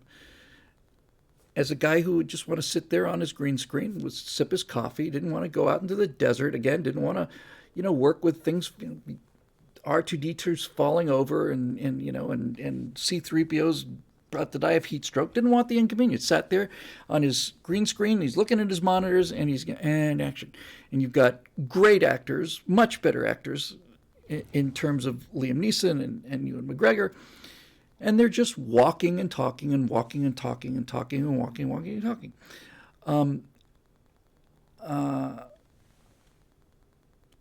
This is the one you missed. Even George, okay, so thank you, GK. I don't know where it went, but I missed one from Eric Gotts that said, even George Lucas had Irwin Kershner and 20th Century Fox. You can still have Jeremy Boring in the Daily Wire. And that's basically, my friends, almost certainly how it's going to go.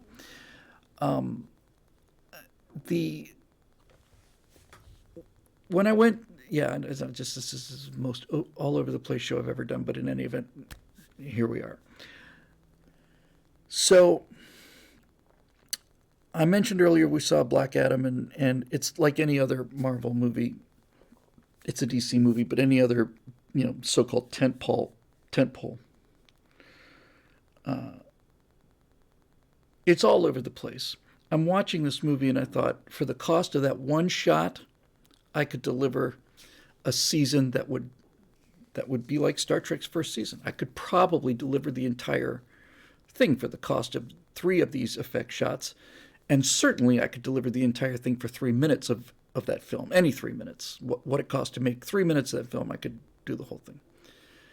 And then you see, at the end of any of these films, you see they usually do the credit roll, then the Easter egg, and then comes the actual credits. And it's just an army. And just watching the credits is a 12-minute deal, right? It's just thousands and thousands and thousands of names. Animators, it's 200-300 people, right? Compositors, and it's another 60 people, and modelers. It's just on and on and on and on and on. And I'm thinking I could do this with a staff of 5 or 6 or something. And I probably could, but when I walked into Daily Wire for the election coverage, every time I go to that place, I usually go once a year.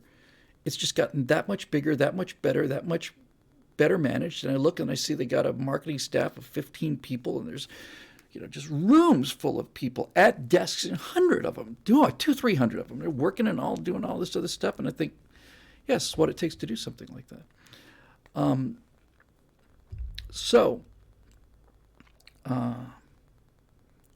I guess the thought that comes out of that is That's what you need in order to turn out shows on time and significant numbers of them.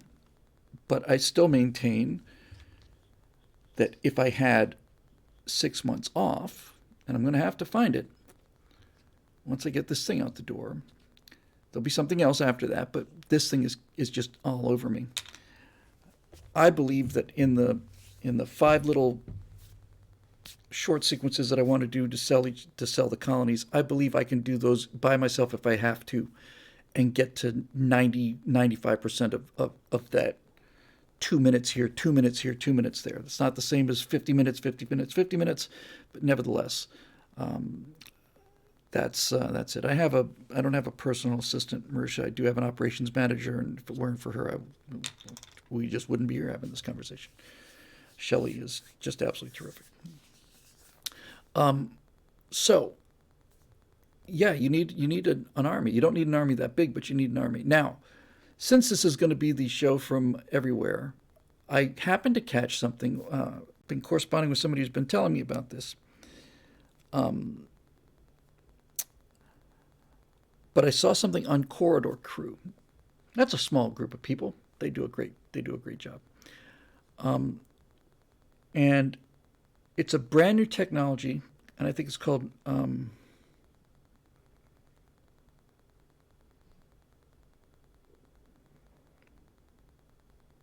neural environment resonance, something like that. So up until I saw this thing, the state of the art is photogrammetry, right? You want a 3D model of these hard drives that are on my desk here? Yes. So you could make them, and then you could put a texture on them. But photogrammetry means you can take pictures of them from all different angles, and you will end up with a really excellent representation of this. But it's essentially baked. What these new nerf things do, neural something energy something or other, it's just mind-boggling. I mean, I watched Ren, I think, on Corridor Crew, and he says this stuff is brand new. I mean, I just learned it. This is brand new.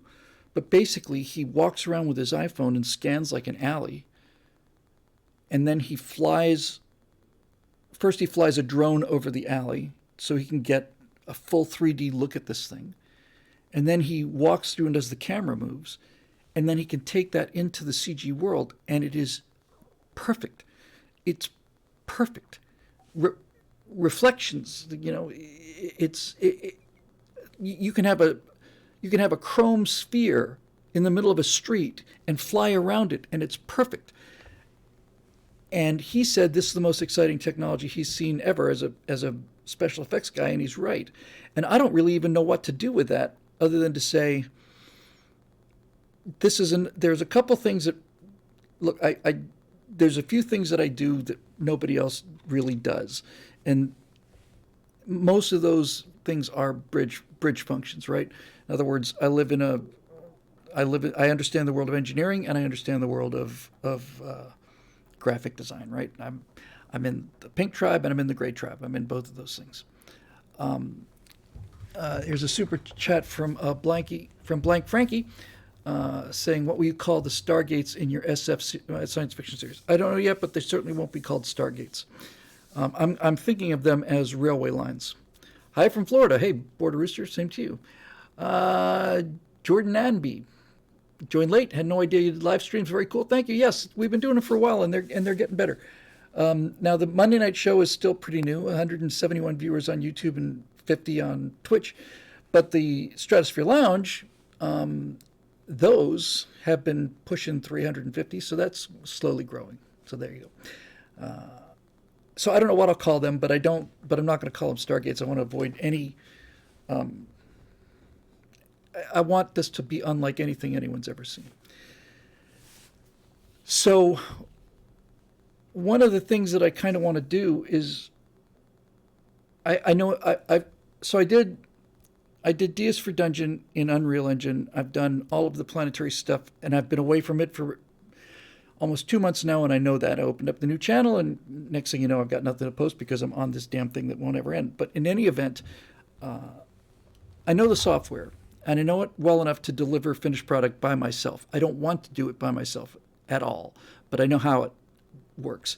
So when I see something like this Nerf stuff from Corridor Crew, I look at this and I think, okay, I understand what this is technically able to do, and all of the guys at Corridor Crew are technical guys, right? They're special effects guys. I've not seen anything they do that was really impressive from a story point of view, but they're not writers. They're special effects guys, and it's a great channel, and they've been very successful, and they deserve it.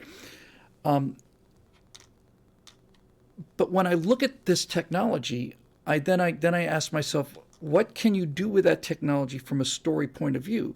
And strangely enough, the first thought I had looking at the way this new technology digitizes reality, the first thing I thought was, so maybe the way to do this would be to build practical sets, digitize them using these neural energy fields, and then get them in there. You probably would be more realistic to build something practical, digitize it this way, at least the basics, and then you get into the CG. It's a strange world, you know. The breakout technology that I'm betting the farm on is the idea of taking digital characters and deep faking human faces onto digital characters. That is to me the exciting stuff. But this stuff is it's indetectable from real life. By the way, I just want to, Brian Woodbridge, hey, Bill, I don't have anything to say other than love what you do and keep it up, from a longtime watcher and supporter. Brian, there's nothing else you have to say. It's the nicest thing you could possibly say. It's the kind of thing that keeps me going. And same for you, Jeremy, all of you guys. Thank you. It means the world to me. I really need it. There are times when I really need it. These are some of those times. So my strategy, Marisha says, do it the other way. Scan it, 3D print it, then use it as practical effects. If I do this thing practically, we have all kinds of costs that we would... If you try to... You can't... I don't want to do the colonies practically, because if you do, you end up where... You end up in the world of The Expanse, where you have to start cutting corners on what you want to show in order to make the budget of what you can do with physical actors in the real world. Connect with me for a $10 super chat. Just says connect with me.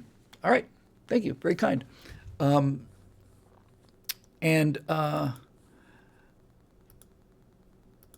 so my entire strategy is,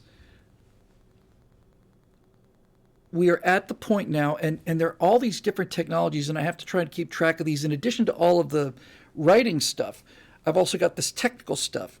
And every time a new technology appears, I have to think about, what does that allow you to do that you couldn't do before? You could do the colonies as a completely practical series where you basically are casting actors and just shoot it like that, like Mandalorian.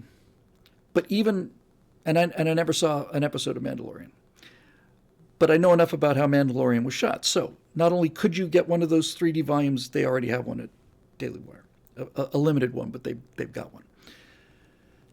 So when they shot Mandalorian, what they did was, Mandalorian was going to have reflective armor, not just metallic armor, but essentially chrome armor. So you cannot green screen that. You can't light it, because if you green screen him, you could probably make him look convincing in terms of not being part of the background, but however you light him, that light is going to reflect off the armor, and the environment that he's in is not going to reflect off the armor. So basically they put him in a 270-degree thing. Thank you again, Howard, for all you guys. Very, very kind words over there.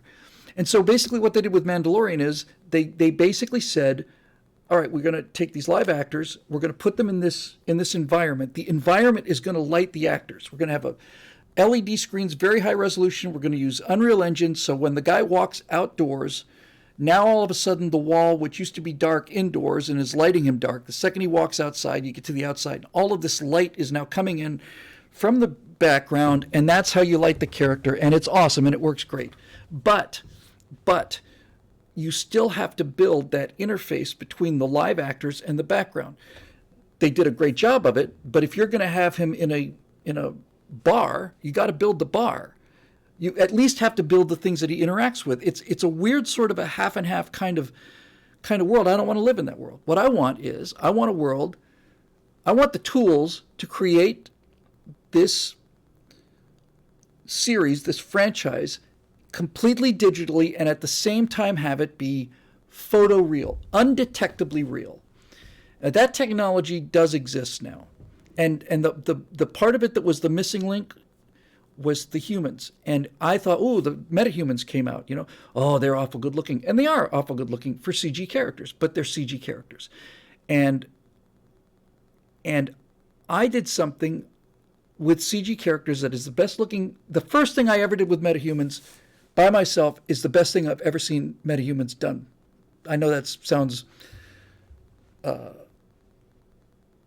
ridiculous, but it's true. It's technically the second thing. The second thing I did when the metahumans came out was a conversation between me and Zoe on the moon, and I have not seen metahumans look better than that since then, ever. But they still look like CG characters. I just thought they were good enough CG characters.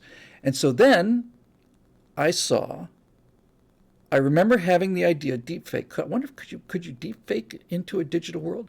Then I saw people taking metahumans, and they're doing their test expressions that when you design a metahuman, you can put them in motion so you can see the expressions on them, and you're changing their faces and their hair and all the rest of it. So I saw this metahuman going through his facial exercises, and then they deepfaked on top of that. And I said, that's it. There it is. The deep fake looks real because it is based on photographs of human people. It is perfect, or it's certainly close enough to perfect. And so if you can do that, Marusha, you don't have to deal with the real world. Ideally, you want everything in a digital world, because if you're doing science fiction, here's a great example, or here's a perfect example. You're in a spaceship, and you're trying to be 100% realistic, and you're in orbit. Well, if you're in orbit, your humans float through the ship, and they float through the ship in exactly the same way that they float through the International Space Station. Now, you cannot do that on wires. The only way to do that convincingly is to shoot it on the Vomit Comet, which produces actual zero-G, because, for those of you that are curious, the Vomit Comet was the name given to the 707, I think it was, that was made to train astronauts. And you actually get zero-G on planet Earth for about 45 seconds. And the way it works is you're in the plane, everybody's in the plane, people in the back, the pilots, the plane, everything, the fuel. You're in the Earth's atmosphere. You get 1G on everything. So the plane dives, picks up some speed, and then it pulls up, and you get extra Gs on probably a 1 or 2G, probably a 2 or 3G G load. So the plane pulls up into this climb, and then once it gets into the climb, it pushes over. The pilot pushes forward on the stick. You have to do this right. But basically what the airplane has done is it has taken the passengers and launched them on a ballistic trajectory. It's like it's slung them into the sky. And the key to this thing working is thinking about the people in the back are on a ballistic trajectory, and the pilot has to make sure that the plane doesn't bump into them. That's probably the best way to think of it. It picks them up, and at 500 miles an hour, throws them up. And since they're going up and then coming down, they're essentially in free fall the whole time, which means that as long as the plane follows that same path and doesn't bump into them, they're essentially not connected to the plane in terms of gravity. I don't know if that makes sense, but that's the way to think of it. And this is the only way to think about like one of the great physics conundrums. Any attempt to solve this mentally is bound to fail, which is why it was accepted knowledge for 1,000 years. So Galileo does this experiment, goes up on top of a tower. He takes a heavy ball and a light ball, both made out of metal, let's say, and he drops them, and they hit the ground at the same time. And I still had to, years and years and years, decades after I first knew this was true, I couldn't understand it. I knew it was true. I just couldn't understand it. Eric Gotts is back in with a $5 super chat. Can anyone do the quick maths on the opportunity lost with super chats? How much spent today multiplied by the 300 or so Stratosphere lounges? Oh, don't do that math. Please don't. I really, please don't do that. If you want to calculate the math on all the money I would lose if I hadn't started doing it now, that's a different story. All right, so here we go. So it just doesn't make sense that, because air resistance is not really entering into it at this point, right? You're not dealing with greater drag or anything. You would intuitively think that this big heavy ball is going to fall faster than the light one, but it doesn't. And I couldn't understand it until finally somebody explained it to me in a way that I could understand it. And the way they explained it to me was to say, while these balls are falling, they're both weightless. There is no longer a heavy ball or a light ball. They're weightless. That's what falling is. They are weightless. Weight is a very complex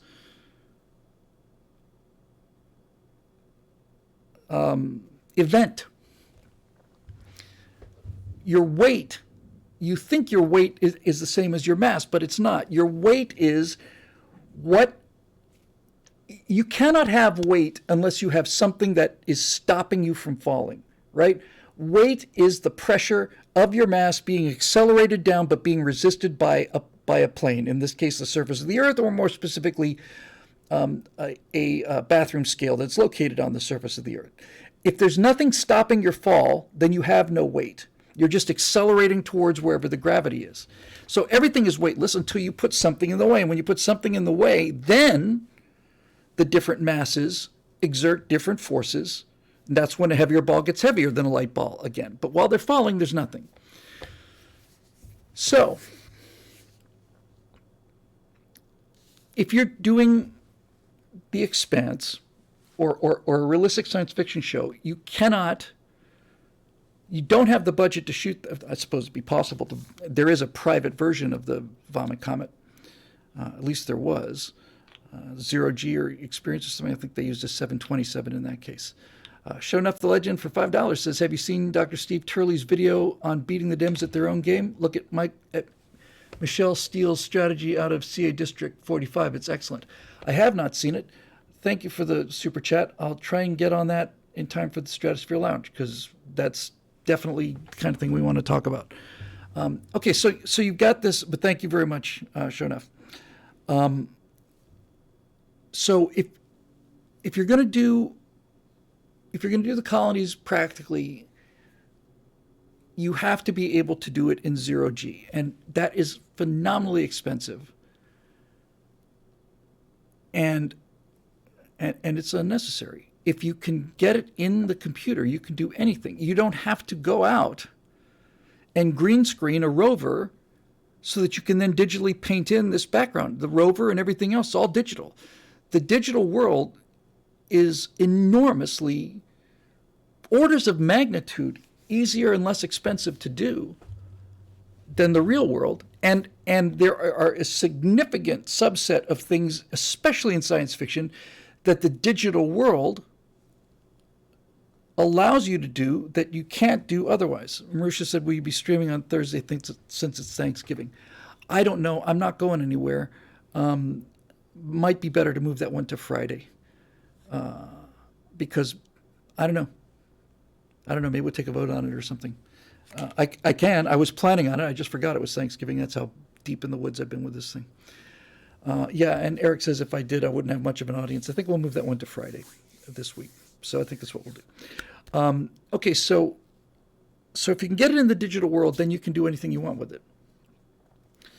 And so that would be my goal. Now the problem is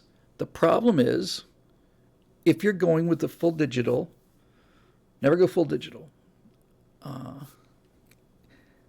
Is it genuinely photorealistic? By the way, that term is the most overused term in CG. I can't tell you how many things I've seen that says photoreal. Not even close. Of all the stuff that's out there that's listed as photoreal, I bet you it's a half of 1% that is actually photoreal, meaning you cannot tell. So you get a lot of don't do it on Thanksgiving. There's a super chat from Starlaw that says, did you get the Star Trek Army Builder set? I did not. I didn't know there was such. Oh, wait a minute. In the background, there's some people sent me some stuff. There's a Kirk action figure and a Kirk command chair and stuff. I don't know if that's what you're talking about there, Starlaw. Anyway, so if you can get them into the digital world, you can do all kinds of things, and you can do all kinds of things. The problem that I've got now is when I pitch this, I have to do two things. I have to show it, right? I have to show it without, well, we're going to do this. No, it's like, play it. There it is. Can you tell that's not me? Yes or no? You got to do that. And secondly, when it comes time to convincing Daily Wire or anybody else to put the money into getting a pilot done or a series done, you've got to know enough about the technology to be able to have some rough idea of what it is you're actually selling. Now, it turns out I expect I'll be working with a producer who worked with me on Apollo 11, who's been working with Daily Wire for a long, long time. He's real good at this kind of thing that I'm not so real good at. The budgeting issues, and in fact, not only not good at that, I'm terrible at it.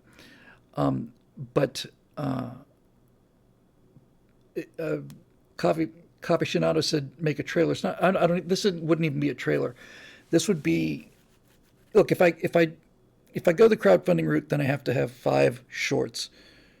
If I go the take it to somebody else route, then I have to have a tech demo. Right? If I'm convincing the general public, I have to have shorts. If I'm convincing somebody who's in production, then I have to show them that my concept for making this work can deliver the goods. So if I were to do a tech demo, I would do something like, we showed it a couple months ago. There's that train station footage. It's all done in Unreal 5. That is indistinguishable from real life. Indistinguishable. I'd get the best version I could of deep faking onto characters. And by the way, one of my favorite YouTube channels now, so favorite, I can't even remember the guy's exact name, so let me just get that. I'm close to his exact name.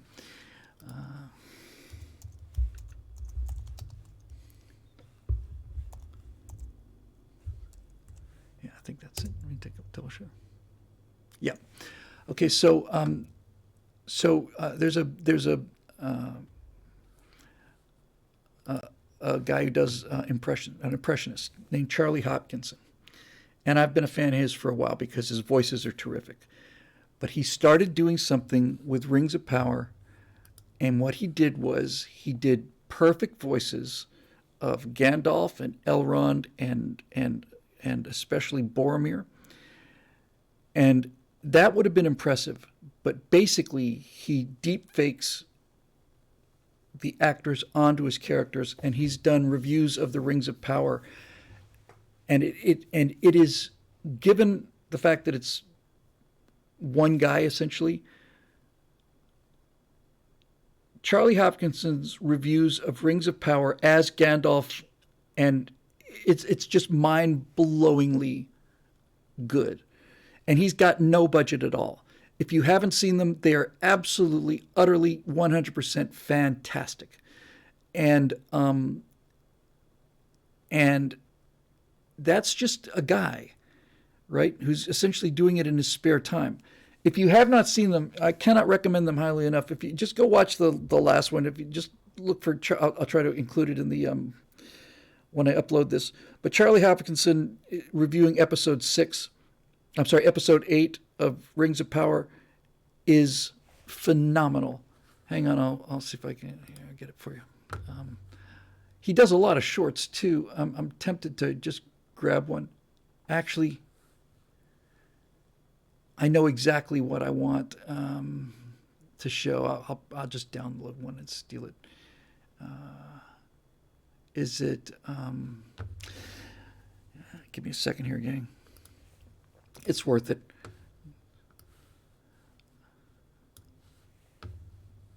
Hang on.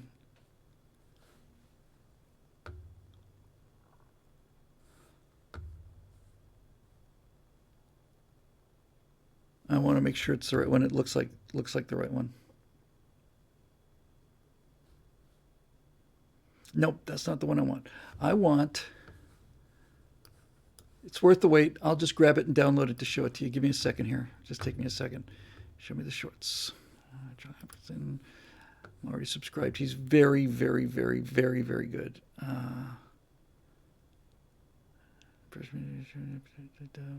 come on. My God, I hate the dead air, but nevertheless, there it is. Where is it? Where's the shorts? Where's the shorts?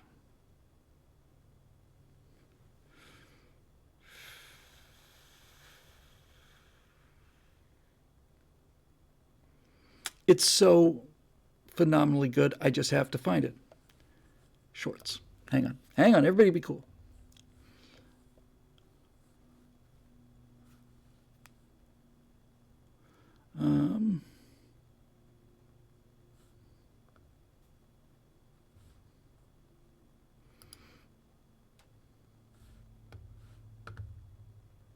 It's worth it. Give me 1 second.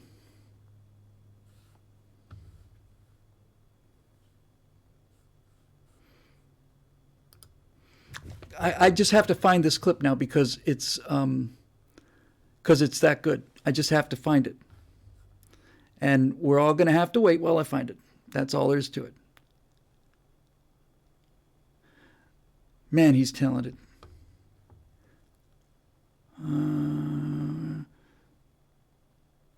Hang on.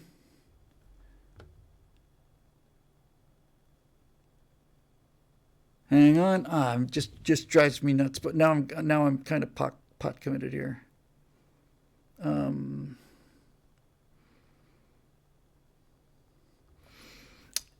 If anyone can find me the link, it's the one where it's a short, and it's the one where Gandalf brags about saving 50p with a club card at Tesco. All right, there's more of these here than I want.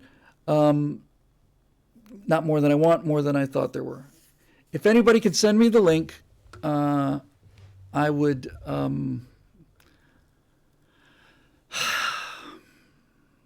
All right, I'll just pick the one that's here. I'm not gonna. I just pick the one that's here. Give me a second.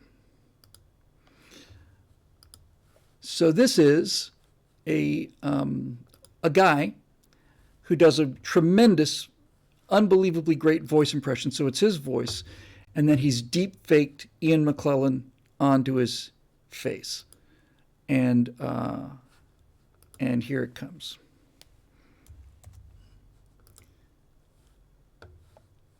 Oh, Mauritius in it? Where in Twitch?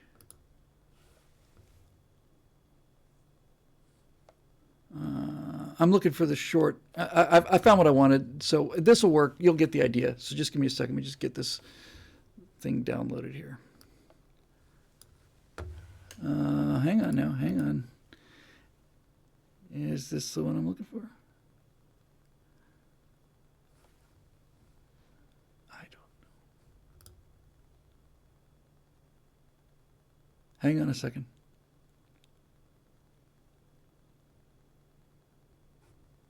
No, that's not the one I want. It's all right. Don't worry. Everybody be cool. This will give you a good idea.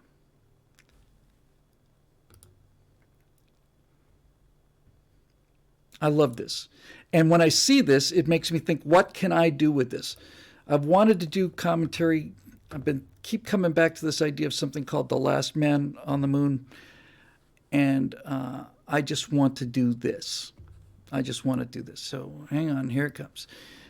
So I got this. Okay, and I'm going to turn up the volume. Yeah, here it comes. All right, you get the idea. I'll put the link in there. He's a genius. But this is one guy doing deep fakes. Viria, forged of the very finest Valinor potato. Linya, of the very essence of pickled onion. And Naya, which above all else, kids and grown-ups love it so. Viria, Which above all else, forged of the very finest Valinor potato. You can go now. You've done your job. Linya. Yep. So that's the when I say this technology is available, it's available and it's sitting there on the ground. You know, it's just sitting there on the ground. What did I do to my stream? Okay, so I clicked on this and now my YouTube chat has gone away. Okay, hang on. I'll get there. By God, I will. A second. Yeah, do that. Boom. No. Where did you go, you miserable life? Okay. Well, that's what I get. Hang on. I know it. This is embarrassing, and I'm embarrassed, and that's all there is to it. Just change the format, see if it brings back. Try it. No. See, this is what I get. This is what I get for going above and beyond.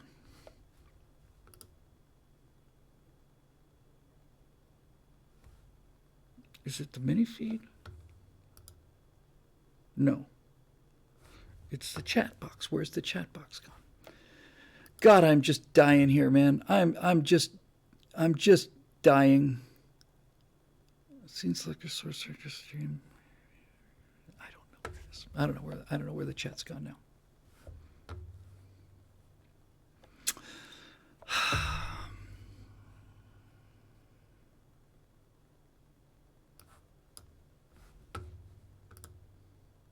Nope.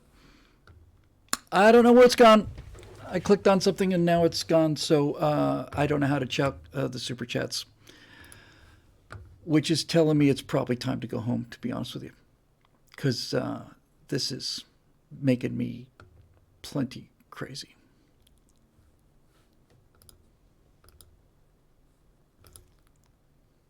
Last chance.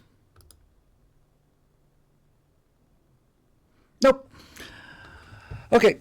Well, this has been one of the biggest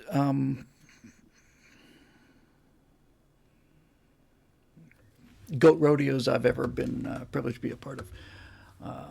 But in any event, there it is. And thank you for watching.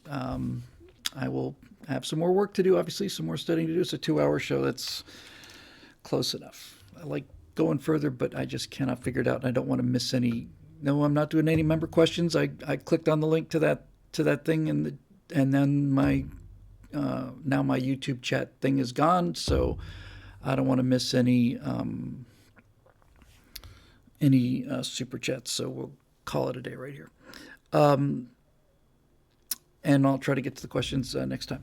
So anyway, thanks for bearing with us tonight. This show's made possible, like they all are, by the members at BillWhittle.com who keep us afloat here, and now by super chats. So there's always that, I guess. Thanks for being with us, and I will definitely try to get a little more organized for the next one. What's this?